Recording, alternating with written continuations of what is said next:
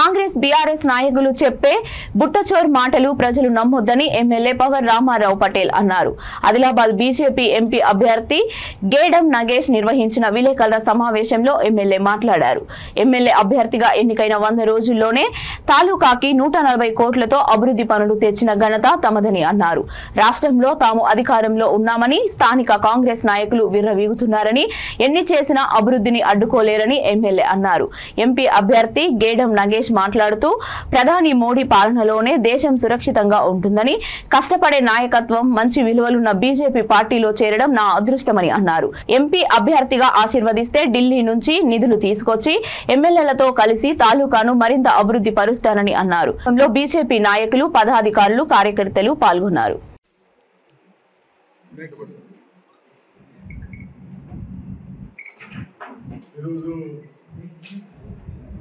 మొట్టమొదటిసారిగా Bharatiya Janata party Adilabad parliament అభ్యర్థిగా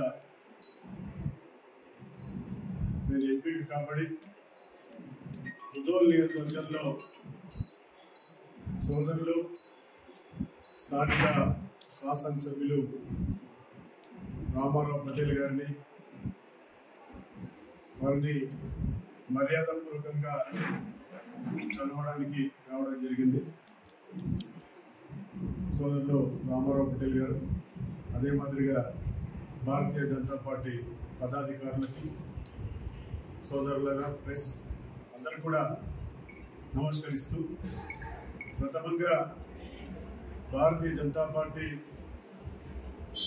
నన్ను పార్లమెంట్ అభ్యర్థిగా ప్రకటించినటువంటి ప్రధాని గౌరవ శ్రీ నరేంద్ర మోడీ గారికి,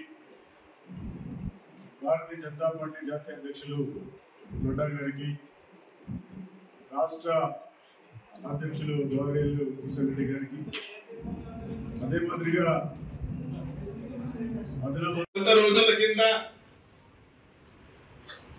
2 లక్షల పోలైతే 1,00,000 ఓట్లు నాకు మీ ఆశీర్వాదంతో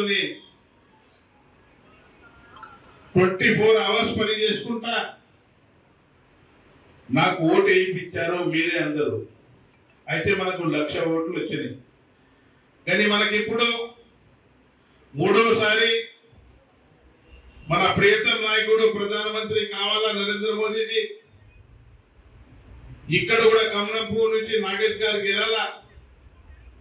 అయితేనే అక్కడ మనం ఇప్పుడే మనం ఏదైతే అన్నాం 400 పార్ అవుతాం. దానికోసం నా కోసం మీరు ఎంత కష్టపడ్డారో దానికన్నా ఎక్కువ కష్టపడి ప్రతి ఒక్క ఇంటికి పోయి నరేంద్ర మోదీ గారి ప్రైమ్ మినిస్టర్ కావాలా, ప్రధానమంత్రి కావాలా, నాగేష్ గారు ఇక్కడ గెలాలని చెప్పుకుంటా ఓట్లు ఇప్పించే బాధ్యత మీద ఉందని తెలియజేస్తాను.